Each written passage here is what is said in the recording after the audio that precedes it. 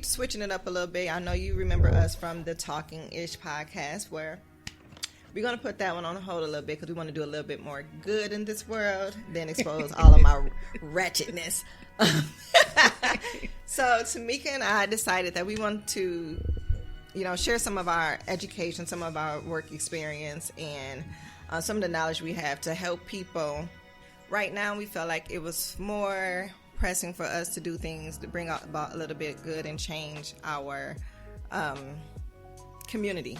And what we know best is business and things of that nature. And we need more black businesses in our black communities, and people can quit draining us of our resources and quit disrespecting us. So today the topic is going to be about how to teach your children from as young as 3-4 years old up until like high school, financial literacy.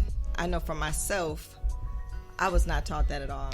I had to play catch up after 30-something odd years of paying bills late, just doing the wrong stuff for so many years. Right. And I had to just now, as I started teaching my children about it, started to clean up years worth of stuff where if I would have known earlier, I would have been able to prevent a lot of mistakes on my credit report. And in life, had somebody just sat down and taught it to me. That's something that, like, a lot of us were lacking back in the day. Like, now we working on 30 plus years, like you said, 30 plus years, repairing our credit, managing money, because that's a big thing. We don't manage money like we're supposed to, or how we can, or living check to check. That was my problem. Because you don't have any other general income other than just a regular basic paycheck. Yep, my problem was living check to check and spending above my means. So that right there will throw you down a rabbit hole. So, and it's not easy to fix, but it is. It's doable. It's a lot of hard work. It's not going to happen overnight. So now I know I'm in like a whole year of cleaning up and repairing credit and things of that nature, but it's necessary. You can't get around it. You need it for, purchasing a home, purchasing a decent car. Even in business, your personal credit can hinder you from doing certain things in business and in life. So you really got to think about that. I'm going to let Tamika go into it because it's her topic. Well, she really, her pet project, her baby. So let her go in, and then we will take some comments and questions. So moving forward, what we're going to do is try to create some workshops for young teens, because there are a lot of teens that have that drive and have that entrepreneurship in them. They just need somebody to help push them. And for us, and that's a big thing, because I don't have any kids, but I do have nieces and nephews who are teenagers, and I see it in them now that they're willing and they want to learn different things. So I don't know everything that has to go do with business, but I know enough where I can teach them things and their parents can teach them things. And then we have other relatives that can show them as well. And I want to be able to incorporate that with other teens as well, create a mentoring group for boys and girls, not just to this, make it just about girls or just the boys. I want it to be everybody to be included in that, where we can meet once a month on the weekend just to talk about different things, just to throw some ideas out there for them to go with it and start investing in them. Because that's one of the things I plan on doing as well moving forward in the new year. My nephew has been showing an interest in creating baskets or selling different things, and he gets a lot of feedback from his friends, and they love it. So he needs to have like I say, that he needs somebody to help drive it, invest in him, and that's what I plan on doing moving forward. Being able to invest in these young people because they need it. Right. I know that a lot of the times I'm in a lot of different business groups, and small business, some things that's like just business in general, some are beauty related and things of that nature. And I see so many young young girls and young guys in there asking for questions. Asking questions like, how do I start an LLC? How do I do this? How do I do that? And just the fact that our kids think starting a business mean that they have to have an LLC. That might not be the correct entity for them. That's going to give them complete protection against their personal assets. So us to have these workshops and these mentoring groups, we can really sit down and teach the kids a different type of business entities and see which one will work better for you. Exactly. Showing them how to establish their personal credit and their business credit separately from each other, but being on top of everything and being responsible. So basically, it's like we have all this untapped potential in these kids that you see it every day on social media. The trends they set and stuff go viral instantly, and it's coming from our kids, but they're not making any money off of it. Then you see a white kid from the suburbs take their idea, got their parents' money behind them, and now they're millionaires instantly because they had the foundation. And if we don't step up and teach our kids, no other race is going to come through and say, hey, let's teach inner city black kids how to do this. They want us to be their consumers for everything they do and their children do. So we have to break that cycle, and we're going to do it. I'm going to see if I can work with different accelerator programs in the city of Milwaukee and the state of Wisconsin to see what we can do, what kind of grants and funding is out here, so we can at least give them a startup money, at least give you the money to get incorporated and, a few little things done and get your license, get your paperwork together. If that's all we can do, that's a great start. Exactly. So I think you can start teaching your kids about money as early as the age of 3. When they can start asking for money, when they start asking for stuff, that's when you can start teaching them about it. I think one of the ways I put together a PowerPoint, which I will share on our page a little bit later, just going over some different things and what you can do. But one of the things I really liked was to stop using the word allowance. Allowance come with the stigma that I just get this money every week from my parents. Exactly. Stop saying it's an allowance and say it's a wage or a commission. You want to earn your money for this week. Put a price on everything in the house. Put a price on taking out the garbage. Put a price on cleaning their room. Put a price on washing dishes, sweeping them up and floors. And they can say, how much money am I going to get at the end of this week? Well, what did you do? What did you check off? Right. Have a list of chores, and this chore is worth $5. This chore is worth $10, or whatever the case may be. And as they do it day by day, then you can go by and say, okay, this is what you earned this week. So now they know I have to do something for this money. Because another big thing we have out here, we have a bunch of entitled kids who haven't done anything but expect the world. And we all know that we didn't get anything handed to us. We couldn't even get a ride from our parents. I remember as a teenager or as a preteen, if I needed some money for something and I called my grandma, my granddaddy, he would give it to me. Grandma, no. I need these dishes washed though. Yeah. My grandma didn't give us anything either. She was like, but my grandfather didn't either. It's like, what did you want it for? And his favorite line was, you're not going to go get them Arabs my money, because every corner store in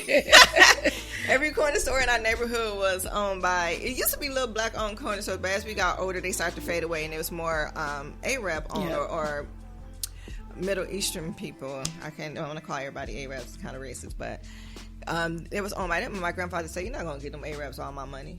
Right. No. So we had to really justify and explain what we need this money for. Why did I need him to go in his pocket to give me something? So that was the biggest thing for me. It was like, man, I just can't walk in here and get whatever I want. I really have to do something for this money. And it was crazy. But you, my grandparents, you supposed to give me money, but you realize nobody's supposed to give you anything. Nobody have to do anything for you. Anything somebody do for you is a privilege, and we need to get back to appreciating that. Exactly. And teaching our children to appreciate that. Just because we're their parents don't mean we have to go get you $200 shoes. No. Who said that? The necessities. That's not a necessity. Right. My kids will tell you now. The only thing I bought name brand for them was shoes. Right. Anywhere else, anything else, clothes, all that. I need this. I need that. My friends got this. Hey, I don't know what to tell you.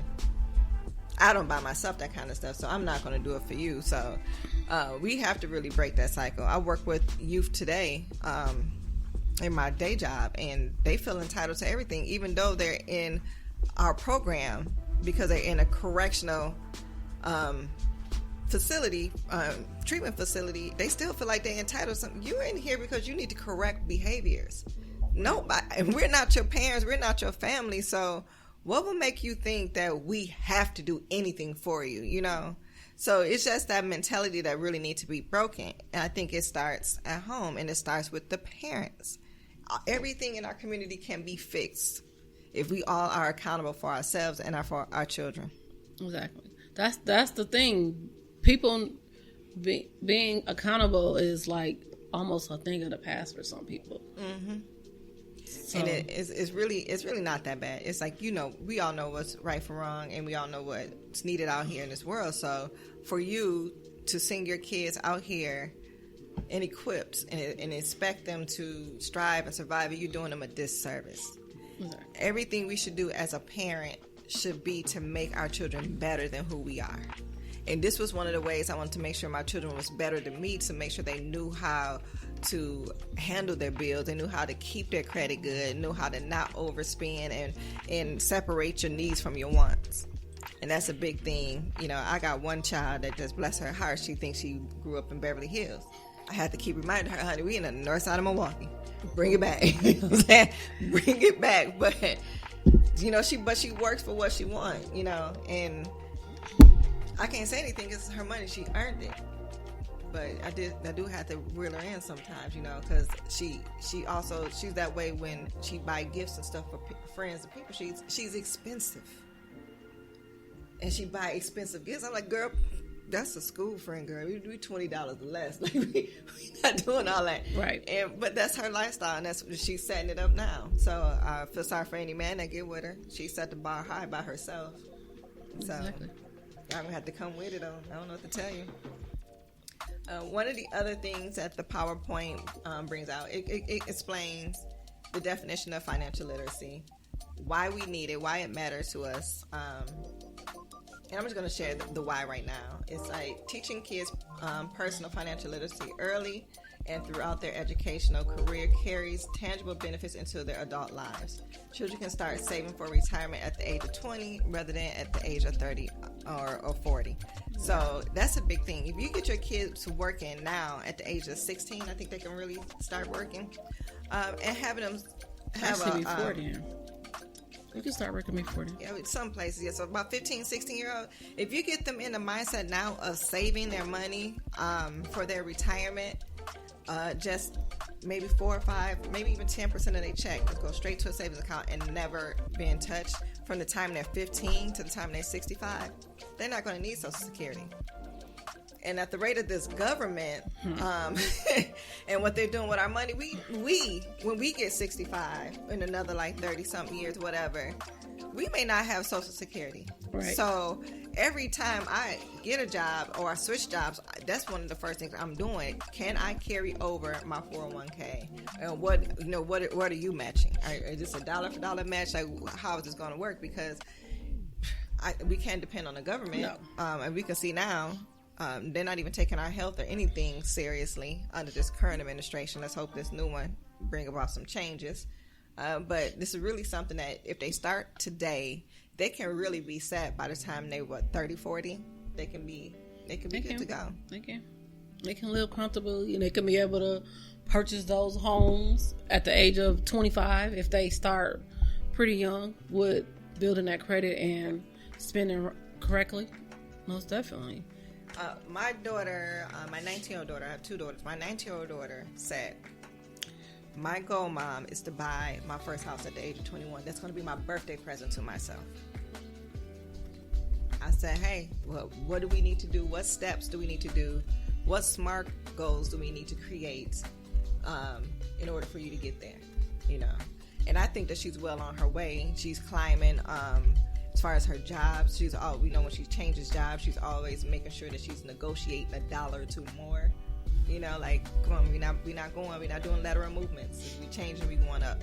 So she's definitely on the track, and I hope that we can come back and be like, hey, she did it. You know, I have all the faith in it that she's going to do it. But the fact that she's 19 and that's a birthday present that she want to give herself is to own her own home and, you know, pay that off over 30 years or 15 years or however she's going to do it. I mean, that's something good. Like most kids, when I was 19, I wanted to go to Vegas somewhere. I wanted to go to Miami somewhere. I wanted to go spend some money. Right. Not make some money, not invest in myself. Right. You know, so I take my hat off to her. I hope that it really come to fruition and actually come through, and you know, this world and this COVID stuff don't keep hindering everything that we can do here. Right. So another PowerPoint I want to point out is just the benefits of financial literacy. And then, you know, the rest of these things, you guys, we will post on our page so you can share with your kids and you can share with your family. The only thing I would say is it's free to use, it's free to download, but please don't try to make money off of it. That's where I'm going to have to knock on your door. Say cease and desist. Please don't make money off of my courses, but they're free to use. If you want to use it with your kids, if you want to print it out, you want to, you know, hang them up, whatever, do whatever you want to do with them. Just don't try to resell them. All right. So the benefits of financial literacy for children is students who learn to manage their finances early and often become adults who are better equipped to live independently. Okay. Think about that. Can your child right now go out, get an apartment, get a job, and take care of all their bills and pay everything on time? Do they know how to do that? Because I am the queen. I've been kicking my kids out since they was 12. I couldn't wait. I tell them every day, I can't wait till you turn 18. I've been trying to kick them out the house forever. But before we kicked them out, did we set them up to be able to live independently, successfully without us? Because one day we're not going to be here. Right. And we don't want to have a bunch of adults out here that we didn't set up right. They're going to look for a girlfriend or a boyfriend to pick up where we left off, and that can sometimes lead them to be in. That's a whole nother cycle. Right. That could end up being real bad relationships and stuff that they just don't need. You have your stuff together, the people have to deal with you on your level. If you don't have your stuff together, you have to succumb to other people, you know, mistreatment and neglect, and that's a whole nother show. Exactly. And by teaching kids to make good financial decisions, they learn to pay down debt or avoid it altogether. Every time my daughter gets a doctor bill or some kind of bill, she blows my phone up. She blows it up for at least a month or two until she pays the bill down. I'm like, girl, everybody gonna die with bills. And sometimes I just be tired. Girl, bill's gonna come. Get off my phone. But she do not sleep comfortably until all her bills is paid. So, I mean, I'm not going to knock her. I mean, sometimes I just don't want to hear it because I'm tired. I work third shift. But I'm not upset that she wants to avoid having anything negative or anything pending or overdue on her name. She is strict about her name. And I just love that. That's good. Okay. So, those are little kids. One of the things is, I know we had the little piggy banks, you know, the pig-shaped banks, and they can't really see. I say let's move away from that. A better idea is to have a jar or something clear that they can see through. So if they're making money for here, $5, I took the trash out today, or I cut the grass, or whatever the case may be, if they can see their money growing, they're going to do more. Exactly. You know, my kids couldn't really stand when I really was trying to find them jobs. They really didn't want to get a job. When they got their first paycheck, they was like, man. And, you know, the first paycheck is like your orientation day, maybe 2 or 3 days. And then when they got that full week check, it was a whole other thing because they have to see the money. Once they see the money, they're going to keep going. They're going to keep at it and keep, you know, making more money. And now it's really going to bite you in the butt because it's like, okay, I'll do this for you. You can say, you know, can you hand me the remote? I'll hand you the remote for $2. Like, man, what did I create a monster? So everything you do, they're going to start charging because they see the money. They know the money now. They know the money is there. So, I mean, you just gotta. I mean, it's a double-edged sword, but you really want it. You know, you really want your kids to be set for life, and it's one thing that the major thing that we're doing that's really hindering our kids. It's not teaching them that. I think before I even turned 19, I was already in bad debt. I had phone bills that wasn't paid. I had, DVDs and movies I didn't take back. Right. Exactly. So I was already just shot by then, but I came up in that era where you didn't pay bills. I came up in the era where everything was bootleg, I don't think I started paying for cable until I was in my 30s, Everybody knew how to do something, Right. Had some type of hustle. I had a cousin that would set up you another phone line, like, oh girl, let the phone get cut off. I'll set you up another one tomorrow, So I was not taught to pay bills. I was not taught to be responsible. I came up around a lot of hustlers, a lot of con artists. Yeah, scammers, for lack of a better word. Sorry, cuz, but we were scamming. So, I mean, not that I don't have people in my family that have degrees, that have, that lived a regular life, that pay bills. They do. But they also got their stuff together and they moved on. They didn't come back. They didn't share. They didn't say, this is the right way to do it. They got there as they got out. They really didn't deal with the inner city family no more. I ain't the only family that went through this. Y'all know. Everybody got it. So when you just surrounded by the hustlers and the movers and the shakers, that's what you become accustomed to. So everything for me was hustling. Everything for me was like, how can I do this? How can I do that? How can I finesse this or finesse that? It wasn't really being about being a responsible adult, paying your bills on time, building credit, things of that nature. It wasn't until I started trying to own my own business when I realized how messed up my credit was. When a lady gave me my credit report and it was like 27 pages long, like, I ain't never had this much stuff going on, you know what I'm saying? And you go through, you're like, oh my God, that AT&T, that U-verse, that Singular Wireless, all them bills, all them phone bills that you just let slide because I'm just going to go to the next company, it do not go away. Right. I think I'm just now down to just my student loans. And it took me years to get to this point. Right. So, but I may have a blessing though. Because the student loans that I have the most in was from Kaplan College, which we all know they folded. It wasn't a real college, but they got like $20,000 of my money. And then DeVry. DeVry is still around, but they overcharged a lot. So I'm in a class action lawsuit that can possibly get those student loans wiped out or, reduced. Right. So, and that's the last thing on my credit report. So let's pray to the credit gods that this class action stuff settle within like the next year or two, because I'm ready to buy a property. I'm ready to just move on and do different things. That's the thing too. A lot of people don't realize that student loans really, really affect your credit in a negative way. Mm-hmm. Like now I got to go through my credit report. That's the main thing on mine as well, student loans. But they have the way they have it showing on there. It's like I got like 50 loans out. Yes. Yep. And I need to figure out I need somebody to work with me and show me how to make that consolidate all into one. Because it shows on there as if it's like 50 loans. And that's something. The thing, me too. Because so every little Pell Grant, whatever the little things are, every one, the little 2,000, 3,000, 4,000, each one of those is like a different loan. So it looked like on my credit report right now that I got like 40 different loans out. Mm-hmm. That's not cool, you know what I'm saying? But they can. It's a way for them to be able to consolidate that. So I did it a couple years ago. I think I went through Nailnet.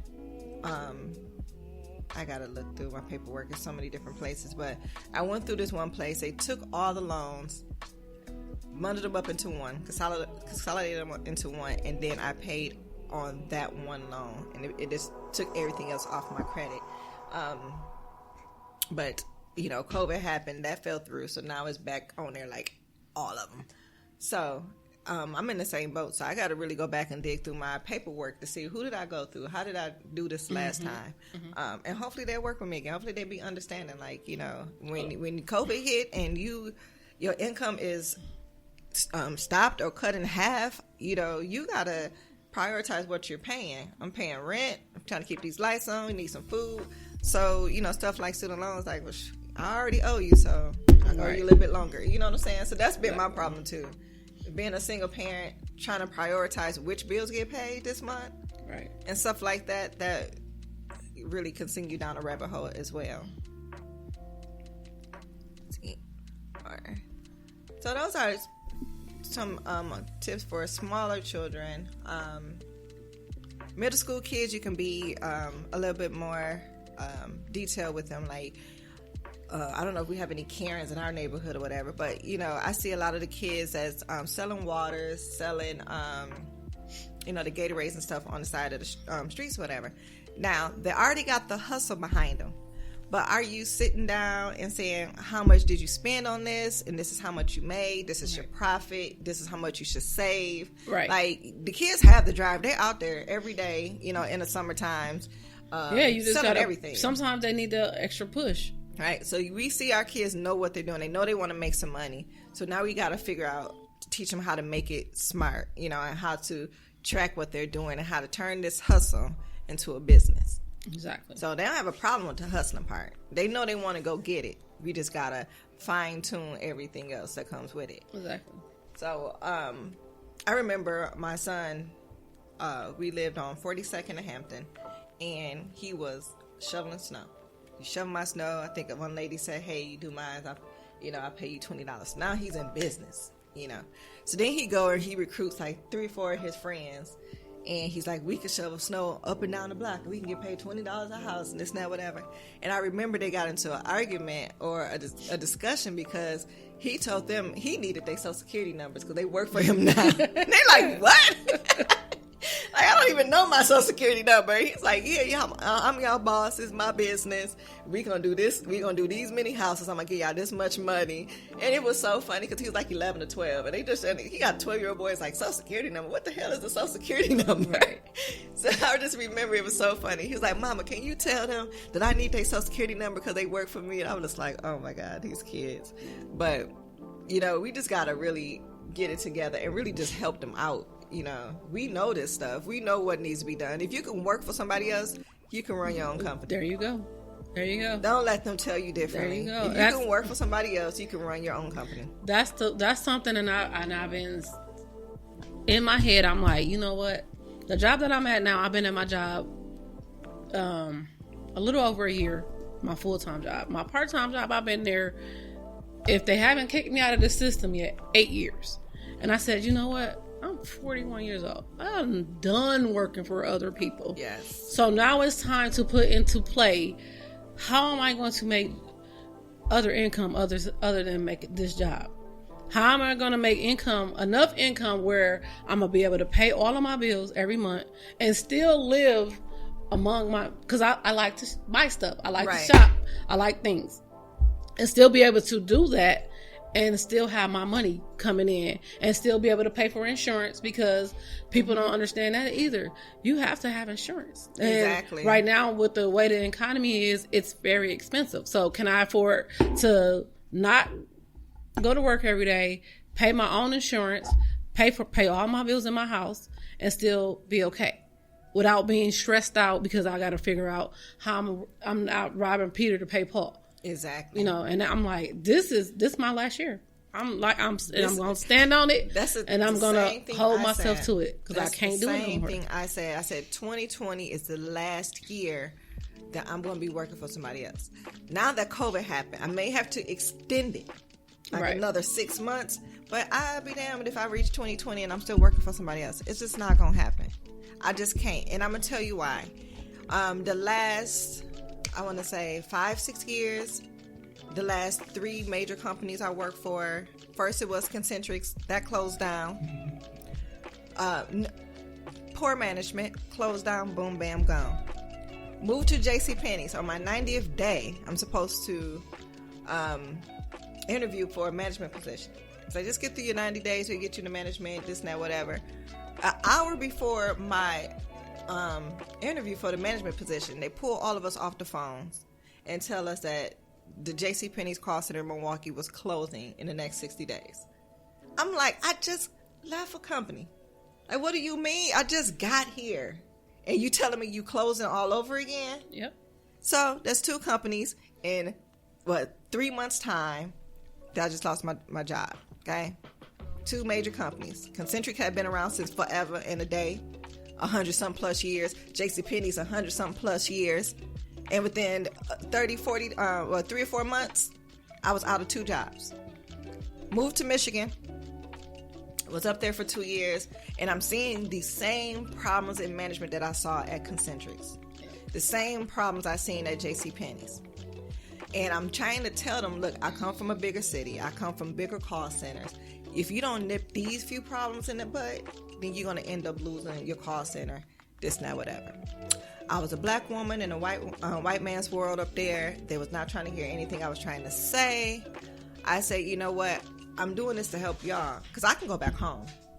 I can go back to Milwaukee. I can find a job within a week. You know what I'm saying?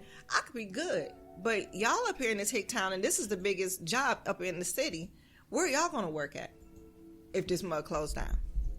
Exactly. They didn't listen to me. They kept doing business as usual. And I say, you know, everybody that's along this wall, all the upper management, they're going to get moved around this company. They're going to still be upper management. But us, this middle management, and agents, we gonna get chopped off. And I kid you not, I left. I came back home in February. I'm not finna keep fighting to do my job that you paid me to do. Right. You know, so I left it, came back home. Not even a week later, I was getting calls from all my friends up there, whatever. Oh, you know, this person got fired, that person got fired. They went from a staff of 80 people down to 20 in a call center. It got so bad where we were actually a call center to doing network and troubleshooting network issues, Wi-Fi issues and stuff for big resorts and hotel complexes and apartment complexes. Like I know we had the whole New York City housing projects as one of our clients. So that's what we was paid to do. They got to the point where they were started troubleshooting vending machines and kiosk machines and print. They was scrambling for business. In the first 6 months I was there, they lost 2 of their major contracts, and I was scared. I was like, I like this. Don't tell me I just moved up here, you know, move my whole family up here, you know, and they finna close down again. Right.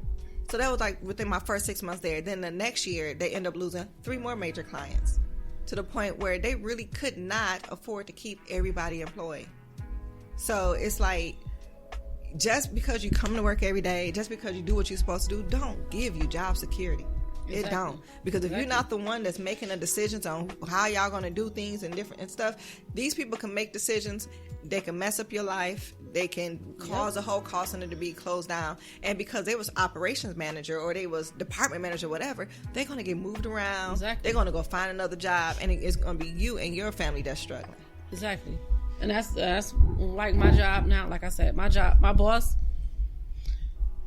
I've worked with a bunch of difficult bosses. Like, I get where she be coming from, but you know what? At the end of the day, it's like my sanity versus your sanity. If I snap and go crazy because of how you acting, you still gonna have your job, and I'm not. Now I gotta figure out what I'm gonna do, how I'm gonna eat. So no. Yeah. And that's part of the reason why I moved from first shift to third shift at my job, so that I have minimum amount of people I have to deal with. Like my tolerance for BS, my tolerance for kissing people butt and all this stuff, or dumbing myself down so my boss can feel confident in herself, it's just not gonna happen. No, you know. Done with that. I moved to third shift. I don't ever have to see you. Exactly. I get off at 8, and we know you ain't gonna be in by 8, so I don't ever have to see you. Exactly. So that's for my peace of mind. That's for my sanity, because my mouth. Y'all saw my last podcast. My mouth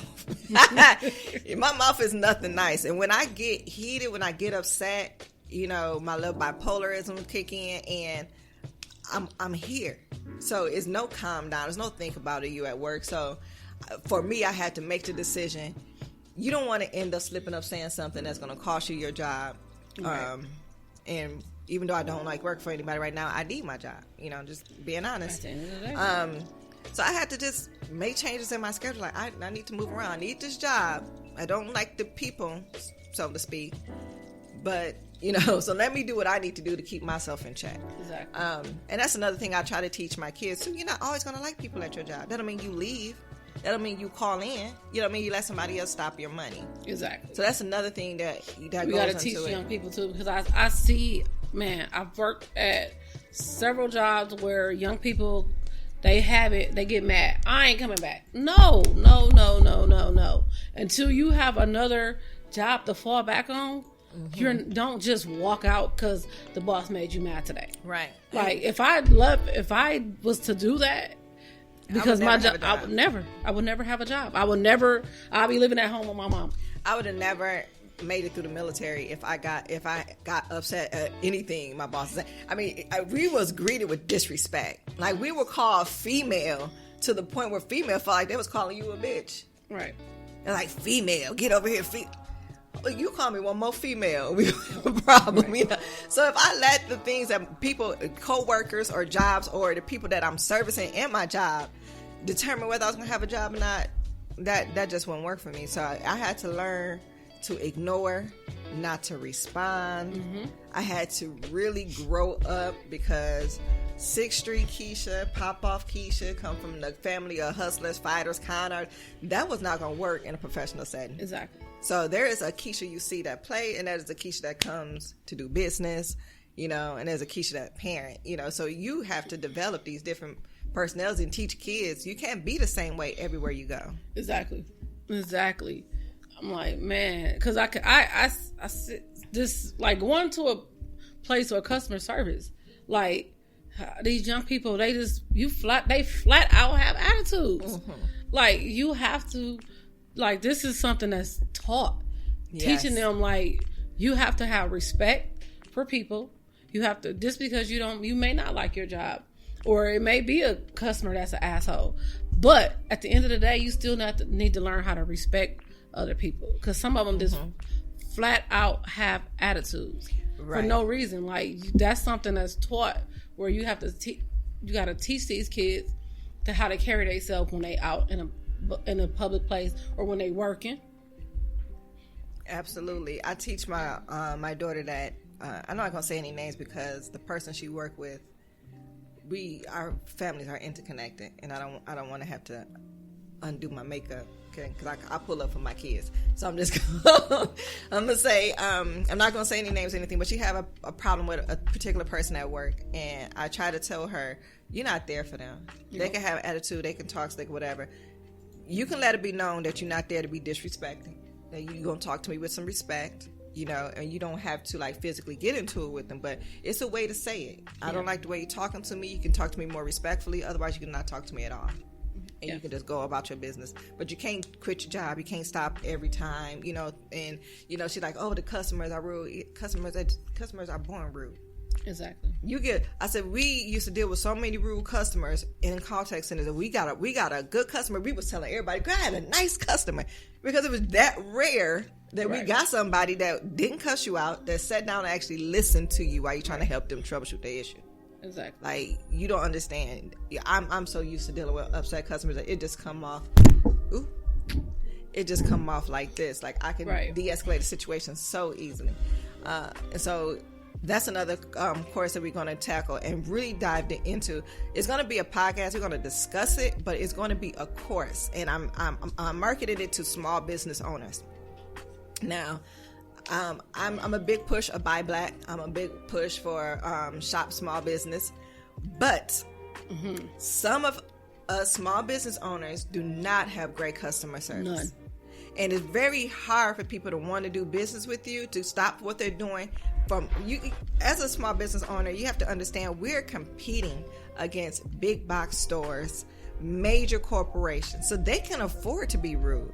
Because you know why? They got millions of customers. So your $40, $50 you're about to spend really ain't going to be a dent in their pocket. Exactly. But when you're a small business owner, that $40, $50 order repeatedly, that makes our business. Exactly. You can't come out the gate like, oh, I don't care, I don't need her. You do. Because good experiences don't get told that way. You don't spread word of mouth the way bad experiences do. You have a good person, a good experience with a person, they may go home and be like, oh, I bought these products from this little boutique, and it was nice, and it was cute, and the lady was really, really sweet, and those people may go back with her. Exactly. But guarantee you, if she had a bad experience and she like, girl, do not shop there, this and that, whatever, she may get 20 or 30 people not to come to your store. Sometimes it only take one right one customer to have a bad experience to have other people not to go back. I look at, I do, I'm going to give you a little small business tip. Set up a Google alert for your name, your business name, and a product you sell. Anytime you're mentioned, it's going to notify you, via, email or whatever, however you set it up. And you want to be on top of that. Anytime I get a bad review or anything, I remember when I first started shipping and selling on different things, I think I had this lady order for like a week. And it wasn't that I just wasn't trying to do it. It was I haven't yet found my balance between work, parenting, and being a small business owner. So somehow her order got lost. It was like a week before I found it. And then I had to ship it to her, which was another 3 or 4 days, So she was really, really upset. I could have just left it at that, like, okay, well, she got she mad or whatever. I didn't. I sent her a personal email. I apologized for the mistake. I gave her $10 off her next order or whatever ever, and she bought again. She came back. So you can't afford to let those things slide or just not care about your customer, and you need to have things in place like a whole customer service system. It's not just about being nice. You got to have your ticketing system set up. How are you going to track, your correspondence between customers? And you think that, I don't need to do that. You do. Because you know why? If that customer take you to court, you need to be able to show that you tried to make things right first. And your ticketing system and the emails back and forth with your customers, that shows the judge or, whoever your arbitration, you're doing arbitration with, that shows them that, no, we did try. We did reach out. We did do this, and it helps you in the long run. And it takes away from a lot of frivolous lawsuits. Because once you start making money, they're going to come out the woodwork. And you have to have a paper trail showing what you try to do. So we will have a whole 3-part course on customer service. 1, why you need it. 2, how to set it up. And 3, how to train your staff on customer service. Exactly. It's not enough with you knowing it. You have to actually make sure all your staff is on the same page. So we will be doing that the week of December. Let me try to throw this out here. Try to plug this class real quick. Saturday, December 12th would be the small business customer service training. If you want more information on it, I will be making an event on our Let's Talk Business Facebook page, and we'll be sending out invites to all the small business owners that I know. The course will be $25 per person, and you will get a workbook. You will get free resources. So you're not going to just have to sit here and listen to us talk, but you are going to have things, digital things that you need to print off before you come to course, so you can take notes and do different things like that. It's very informative. You're going to be able to make your own, set up your own customer service system. You're going to be able to set up your own customer service policies and everything, and have a whole training guide that you can fill in at a later date, template for your staff. And if you're a business owner, you got to think about that. It may just be you and your friend or your sister now, but 5 years from now, what is it going to be? What are you trying it for? What are you wanting it to be, more or less? Exactly. So don't wait till you got 10 employees to be like, oh yeah, by the way. You should have your policies and your corporate structure already in place before you even hire your first employee. Exactly. So just because it's you yourself right now doesn't mean you shouldn't start this process. So December 12th, look back on our page for that. It's crucial to the success of any business, large or small. You have to have customer service in place. No, we want to talk about our middle schoolers and our high schoolers. Now, like I said earlier in this podcast, our kids are setting a trend for a lot of stuff, making people millions of dollars, and we're not seeing a penny of it. Now, if you have kids that dance, your daughter dance around the house all day, why not start her a dance troupe? Why not start her a dance team or an online video dance tutorial? Like, look at what your kids are good at. And say, how can I monetize this? Exactly. You're going to do 2 things. You're going to set your kids up for financial success, and 2, you're going to keep them too busy to be in trouble. Think about it. They're making their own money, and they're too busy to be in trouble. They don't have time. When they really start to do things and do things on a positive side, they forget to be bad. Exactly. They being bad because they got too much idle time on their hands. Exactly. Nobody's paying them attention. I don't have nothing to do. I'm done. I'm tired of watching TV. I played all these games. Being bored. Right. I'm guilty of that. When Being bored. I used to be bored, yes. Stayed in trouble. So we have way too much freedom on our hand when we was kids. We was able to go all over the place, which caused us to get into different trouble and things of that nature. But when you keep your kids busy, they don't have the time. So that way you don't have to worry about talking to boys or talking to girls or sneaking off. You got to worry about nobody getting pregnant or coming home pregnant. Right. You keeping them busy. You got to make them money, and you can just sit back and relax and wait for them to buy your first car, your house, and all that good stuff. Because I'm waiting. I got 4 kids. Somebody better come buy me something. I'm going out of days and I'm going to accept these hand paintings and these macaroni necklaces. I want some real stuff. So that's one of the biggest things. So just look at what your kids are good at. Exactly. And say, how can I monetize it? And sometimes maybe you need to go from being a sweet mama to Joe Jackson. Now, might not have to employ all of his techniques, but he made some stars out of his kids. He did. He did. Look at Beyonce daddy. He invested. He saw she's singing and dancing around this house. Let me quit my job. She finna go to the top. Now, I'm not telling you to quit your job. Right. Just yet. But put the time, effort, and energy into your kids. They're there. They're showing you. They have all this potential. Yeah. So use it. Yep. I got beautiful kids. I'm trying to put their face on everything. Every time I think of something, you're going to be my model for this. You're going to be my model for that. I need you to do this. I need you to do that. Exactly. Y'all know, I didn't just have y'all just be sitting around me waiting for me to give y'all money. Right. Investing in your kids is investing in yourself. There's a Nigerian, like I said, I'm like proverb or something. I don't know. The Nigerians feel, and they rate their success off of how successful their children are. And that's what they take pride in. So they send their kids, they save up their money, they send their kids to America to come to school and whatever, to be lawyers and doctors or whatever. And they rate their success as a person and as a parent by how successful their children are. Right. And that's coming from home. Okay? We got to get out of this Americanized way of our kids is a problem, our kids is on our nerves. Yeah, they probably is on our nerves. They're not a problem because we brought them into this world. So the problem is how you brought them in this world and who you brought them with. So the problem is yours. It's not them. Right. Exactly. So we have to really think about that and go back to our roots. We can't just take all this Americanized way of thinking and living. And back home in Africa, you're proud. Your success is rated off of how successful your children are, and that's what we need to get back to in the Black community. Give them something to, like, a lot of kids. Like I said, you have to spark that fire under them because they have it in them. They have it in them. Right. It's just, how are you initiating them when they start showing those signs of what they want to do? Right. Like my niece is watching right now. She started.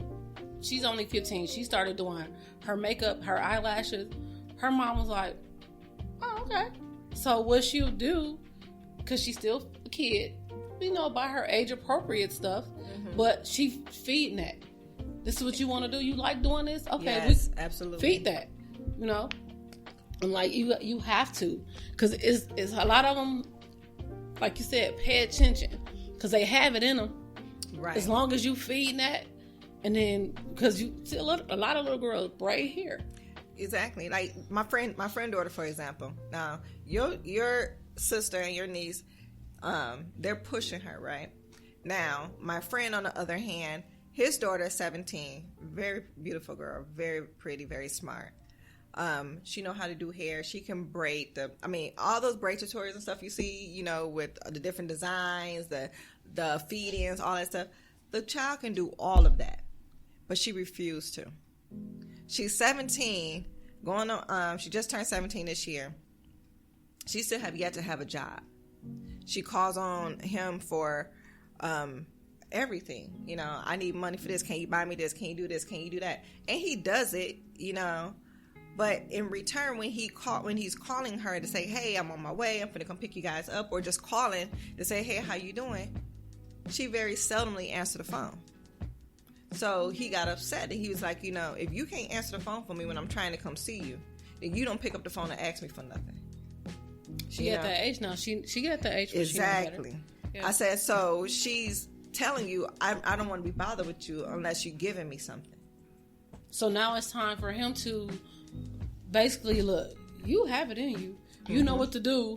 So now it's time for you to make your own money. So he told her, he said, that either you're going to get a job, make your own money, or you can, market yourself and promote your ability to do hair. So you got this whole big black family that's going other places to get their hair done because you're not saying, I know how to do hair. Exactly. The same $200 they taken to the African people or to the shop they could have been giving you. Exactly. So he had really kind of drew back off of that. But I'm like, you're doing that because your feelings is hurt. You're upset, but that's something that you should have been pushing when she was 15. There's no reason why she's sitting around the house at 15 not doing anything. Like literally no reason. You created this monster. She hurt your feelings. Now you have the motivation to make her get a job. Exactly. But she should have had a job at 15 already. Exactly. The only one of my children that didn't have a job at 15 was my youngest son, because he was playing sports. And a lot of time after school, he's either at practice, at a game, or on the road for a game. Right. But he was busy. Right. This year they said there was going to be no sports due to COVID or whatever. Guess what? We got him a job. And the way I did it with my children may not be right for everybody else, but when I did it for my children, I set them up. They got a job, set them up a bank account, showed them how to do direct deposit.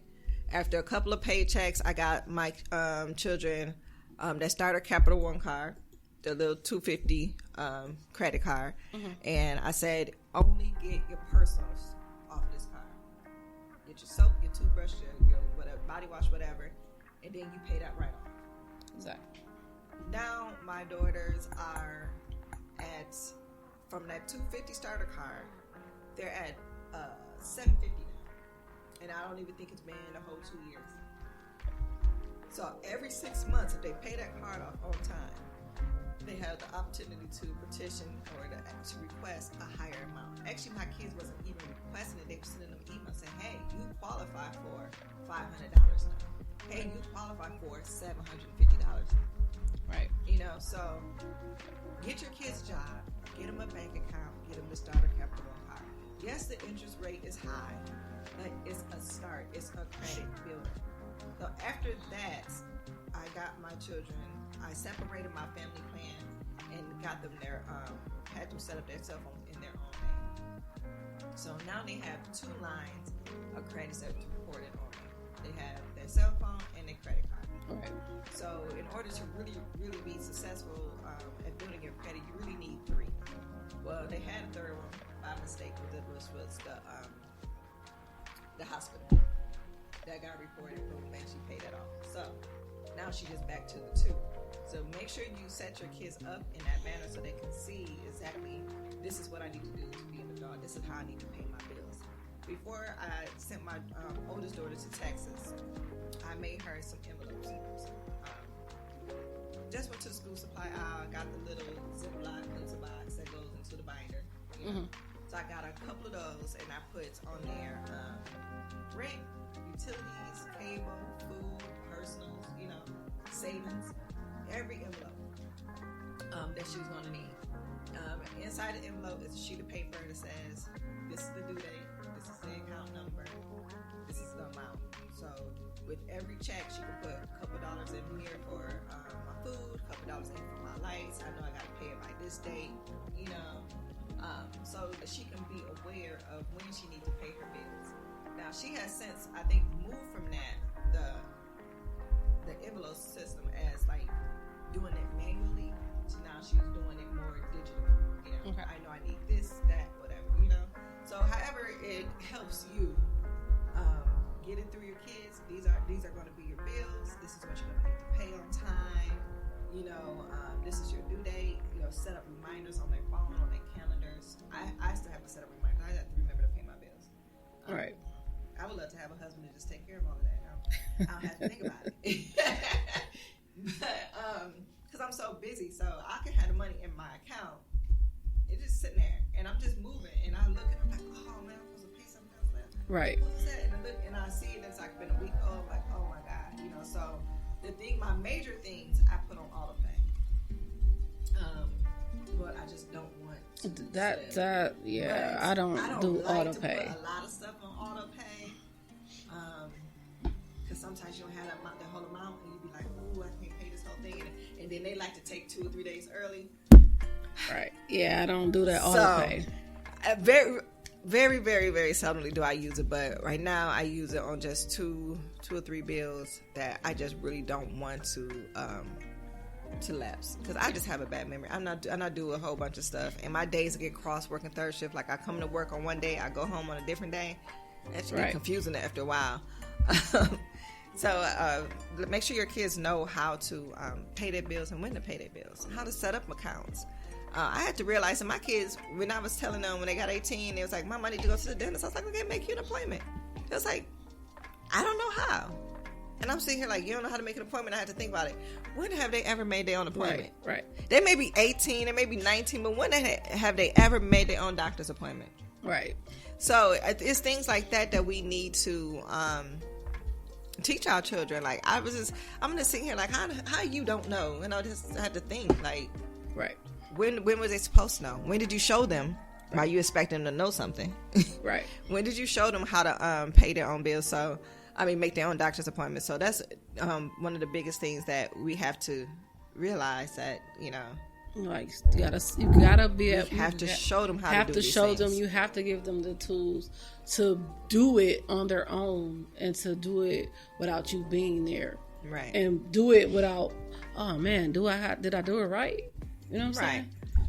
And there's so many. It starts with really before they even get their job. One of the things that I don't know if they're teaching it in school, but they should be teaching it. That no more.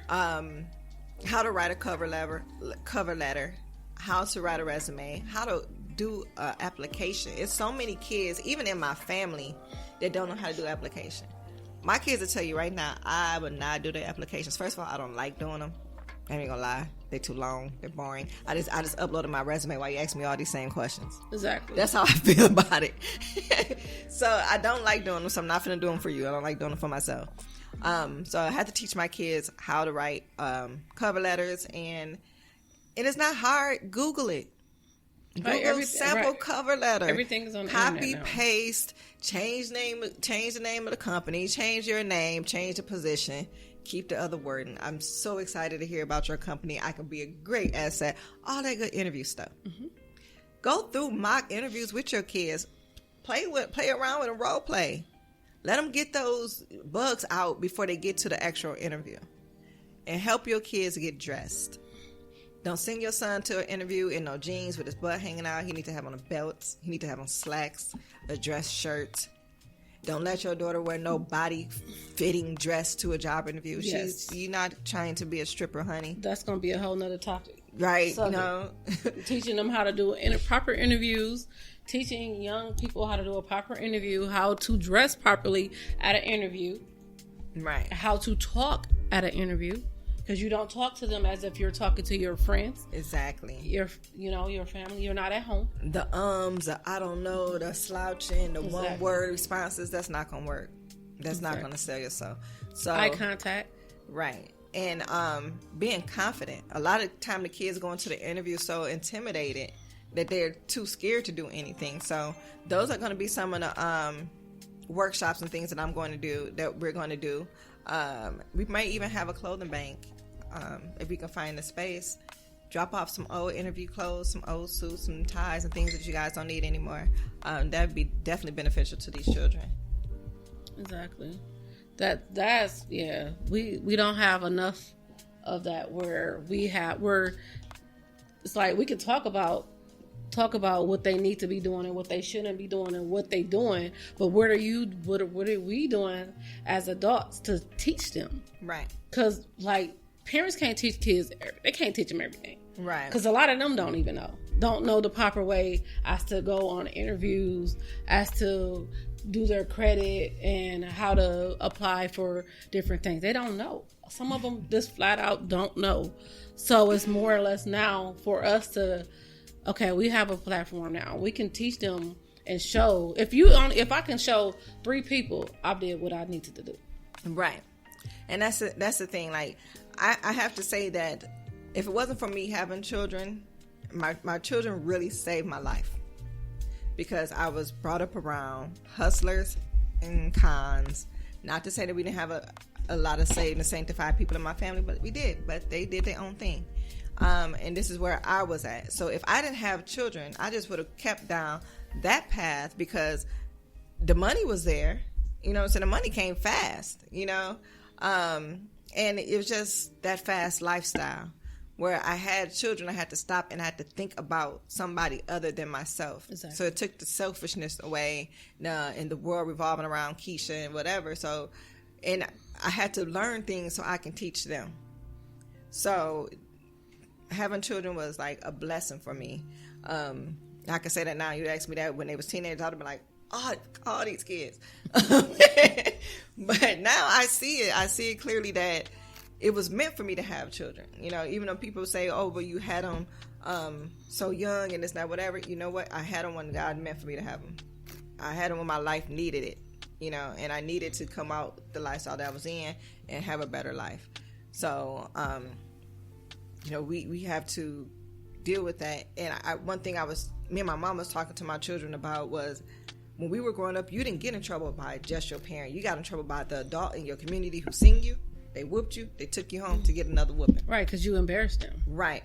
So we need to get back to that. Now, I'm not saying to call me and I'm going to whoop your kids. No. But I'm saying where if there's a place or an area where you lack at, that you know your kids need, that you don't need, then you can call on the rest of us and we can help you. Like with the business, the financial literacy, and the mentoring and coaching and stuff like that. If you don't know how to do that and you want your kids to learn it, this is what we're here for.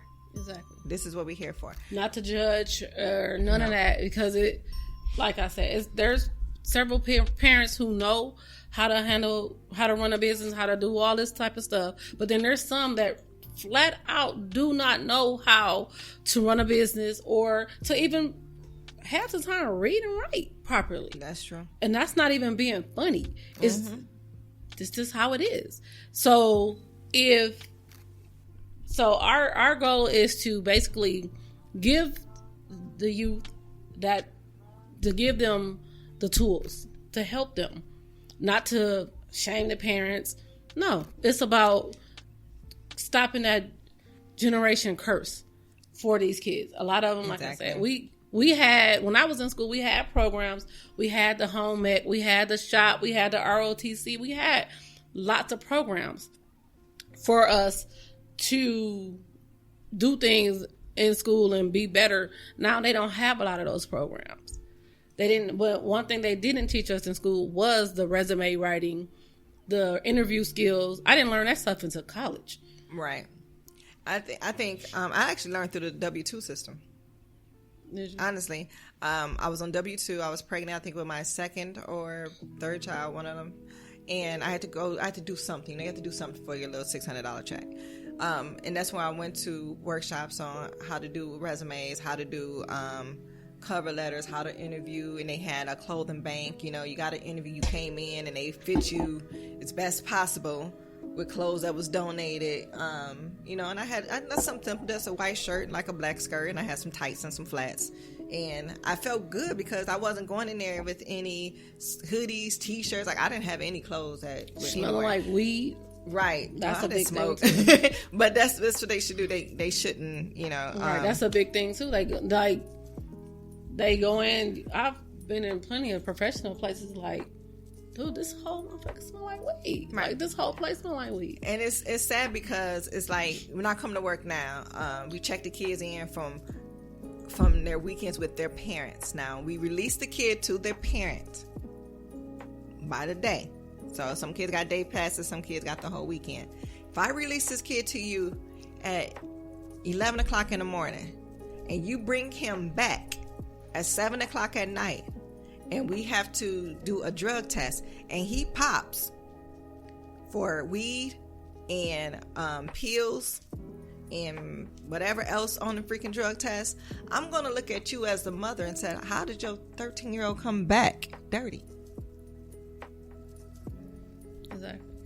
Because we released, in my mind, I gave him to you. And under this program and under the court documents, he's supposed to stay with you, within your eyesight, your sight and sound and all of that, until you bring him back. Right. So please tell me how you bring back a 13-year-old child back to a treatment facility to correct his behaviors, and he has 2 or more different street drugs in his system. That's going to lead me to believe that you gave him to him.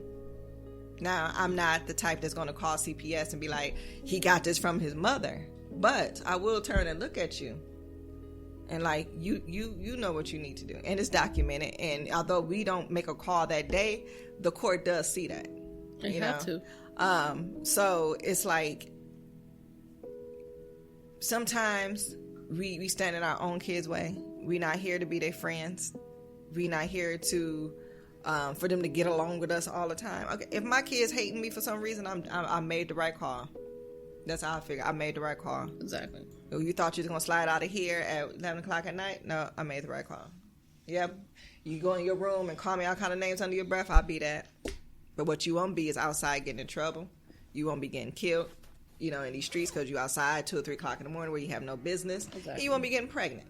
Okay, exactly. So I would be all of that if it keeps you from having to deal with any of that stuff. So exactly. We have to just step up and understand that these kids didn't ask to be here. We brought them here. We're responsible for them.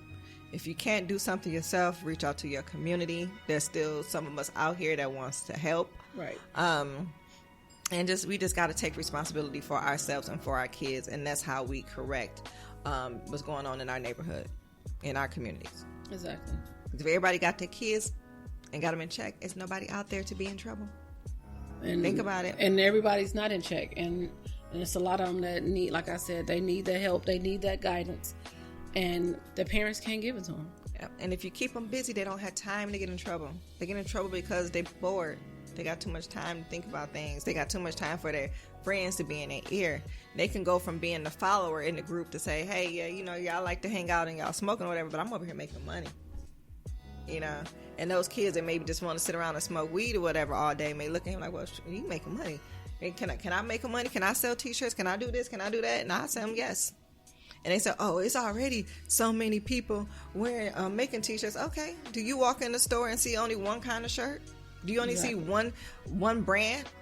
Unless you're walking into that that brand store. But if you go into Macy's or Boston stores or JCPenney and stuff like that, you see a lot of different brands, a lot of different companies. Exactly. So just because somebody else already doing it don't mean you can't, Exactly.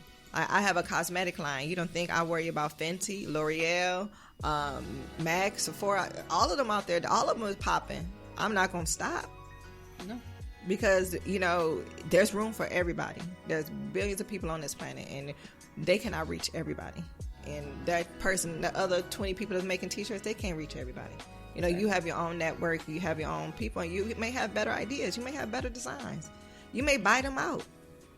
There's been plenty of companies, smaller companies that came up in the world and have bought out struggling big companies that was already there. It happens. So don't feel discouraged because a lot of people are already selling lashes. A lot of people are already selling hair. Okay, they're not you. They don't have your drive. They don't have your determination. So don't get discouraged. Still think about your ideas. If you see your kids doing something good, invest in it. Push it. Those $500 and $600 game systems y'all going to buy the kids to sit around and melt their brain. Why? That could have been a heat press. That could have been a printer. That could have been bulk t-shirts. That could have been money going into her lip gloss line or anything. Mm-hmm. If you're going to waste money on video games and $200 or $300 shoes, why don't you repurpose that money and do something that can better benefit your child? Right. I just saw my family going crazy because every time they went on the site to buy the new PS5, the site would crash or they were sold out, and they just going crazy because you can't go spend $600 on a game system. And I was just laughing. I was like, well, I'm so glad my kids grown because I ain't buying nothing no more, But right. I'm just like, y'all doing all of that. But one thing I would say was a smart investment, the Christmas present. It was one of my cousins bought her daughter's the whole Cricut bundle. What's that? The Cricut cutting machine and the vinyl okay. and stuff like that. And she was like, I hope they can make some money off this. I said, girl, please. When I first got my Cricut, I was selling mugs and glasses and everything. You know, like anything I could make, I was trying to make and sell. So that was one of the smart investments. But that's only, you know, there's so many other parents that I think up and down my timeline just mad because they couldn't get this $500-$600 game system for their kids for Christmas. Right. And it's ridiculous. So. All right, so that's this concludes our show today on how to teach your kids financial literacy. Again, like I said, I will post a PowerPoint on our Facebook like page for you, free to use, download, share it with your kids, share it with your family. So please just don't try to resell it. That's all I ask. If you need anything else or you need us to go into detail about any of the topics posted any of our PowerPoints, just let me know. I will send you the link, or I will send you where I reference the information from. I don't come up with everything off the top of my head. I do like to reference back to the original article or website I got the information from.